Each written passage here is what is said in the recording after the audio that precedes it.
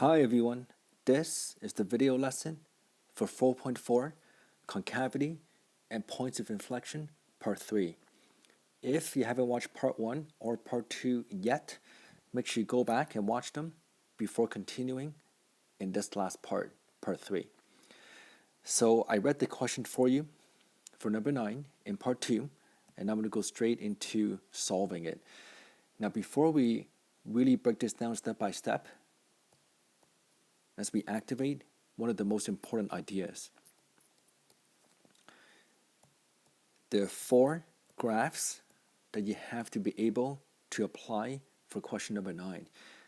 So again, what happens when you think about increasing, decreasing, and concavity? So the first part is, again, if the graph is increasing and it's concave up, it's going to look something like that. If the graph is decreasing and it's concave up, it's going to look something like that. Increasing concave down and decreasing concave down. We're going to use this in a moment. Now, I'm also going to form a number line to translate all the information that is given to us. So at this point, notice the intervals will be broken with the following anchors. And again, this is not drawn to scale, but it's a good way of organizing all the ideas. So notice how sometimes x is less than 2, in between 2 and 5, between 4 and 7. So the 4 anchor points are 2, 4, 5, and 7. And all we're going to do really is translate this step by step. In the first line, it says f prime is positive. This means the graph is increasing when it's less than 2 and when it's between 2 and 5. So write that down on the number line. It's going to be increasing when it's less than 2. It's also going to be increasing when it's between 2 and 5.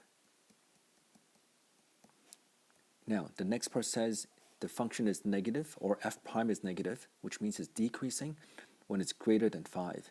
So I just add this by writing decreasing, decreasing, just like that. Now, the next property just means these are critical points, which means it could be a maximum or a minimum. Sometimes it could be an inflection point, but most cases, critical points just means max or min. Now, f double prime is negative. This means it's concave down when it's less than 2, when it's between 4 and 7.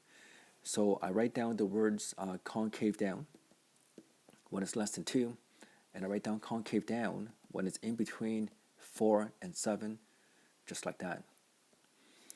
F double prime is positive, which means it's concave up when it's between 2 and 4, and when it's greater than 7. So I write down concave up, just like that. Now, we're going to connect this with this big concept that we wrote on the left.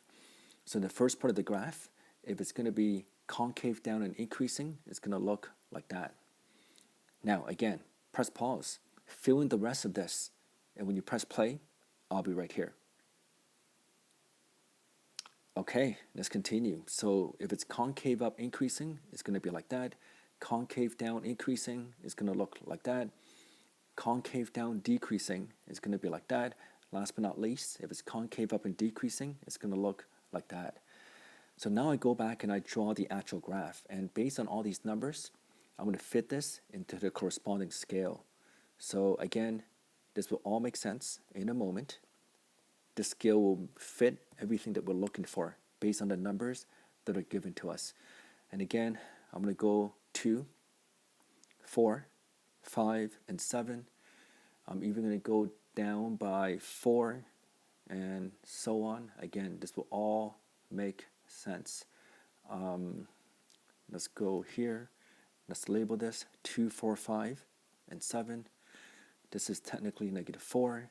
I could add another number. Let's go up to 5, like that. Okay, so when you graph this, you don't always start from the beginning. You start with the points that are given to us. So for example, this last check mark, f of 0 equals to negative 4. This implies there's a point located at 0, negative 4. Now, if you keep going, we're also given the fact that f prime of 2 and f prime of 5 is going to be 0. So that just means there's going to be 2 critical points. It doesn't really tell us the location of those points, So again, the graph I'm giving you is just one possible graph. I'm not saying this is the only answer. I'm just saying this is one possible graph. So if I start connecting all this, I know when it's less than 2, it's going to look something like that. So I'm going to graph that now. And again, I'm going to pick a point. It doesn't even tell us anything specific. So I could say, for example, oh, look, something like that. So that's the shape of this first part. And when it's between 2 and 4, it's going to look something like that. And again, I'm going to pick a point. Let's say somewhere there. Notice how it's concave up and it's increasing. That's the second part. Next, I'm going to hit a maximum. So this maximum could look something like that. And this is the maximum. Since it's increasing followed by decrease, also it's kind of concave down. If you look at it, from 5 to 7, it's going to continue to decrease while it's concave down. So it could look something like that. And of course, when it's greater than 7, it's going to look roughly something like that. So this is how you graph the function with the following properties. Example 5, page 206, number 12. Again, I'm going to read this. You can try it first. Press pause. After 5 minutes, press play again, and I'll be right here. So, number 12 on page 206. Show that the graph of the function f of x equal to ax to the 4 plus bx cubed has 2 points of inflection. Show that the x coordinate of one of these points lie midway between the x-intercepts. So again, you can press pause, and when you press play again, I'll be right here. Here we go. So if you look at this, here is step number 1. I copied on the function ax to the 4 plus bx cubed. Now, I'm going to find f prime and f double prime. So f prime, that's going to be 12. Sorry, f prime, that's going to be 4 ax cubed plus 3 bx squared. If I find the derivative again, f double prime, that's going to be 12 ax squared plus 6 times b times x. And again, my goal is to find the inflection point first. So I set this to 0. Notice how there's a common factor of 6x, which I bring to the front. In the brackets, it's going to be 2ax plus b. So if we divide this into 2 different columns and I solve for x, in the first case, x becomes 0. And in the second case, 2ax plus b equals to 0. So x equals to negative b over 2a.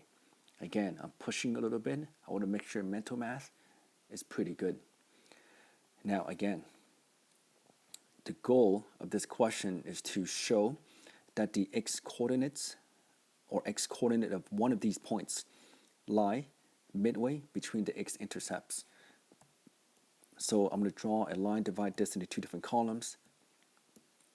Let's find the x-intercepts. To find the x-intercept, you have to set y to be 0. And in this case, 0 equals to a x to the 4 plus bx cubed. There's a common factor of x cubed, which you can bring to the front. In the bracket, it's going to be ax plus b. And again, if I divide this into 2 different columns and I solve for x, in the first case, x is going to be 0. In the second case, ax plus b equals to 0, x equals to negative b over a. Now, here's the most important connection you're making, right? See, you're trying to show that the midway just means midpoint, which you did back in grade 10 academic math.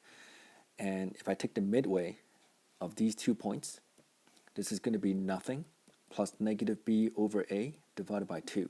So again, when you work this out, this is negative b over 2a. And if I circle back, this is exactly one of the 2 points. And this is how you can show that therefore x equals to negative b over 2a lies midway between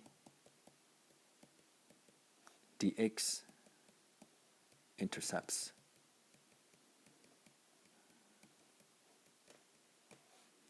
Now, one more thing, really important. You try the homework 1 to 14 on page 205. Your math skills can only be as strong as the last set of math homework. So until next time, all the best, and I hope this makes sense.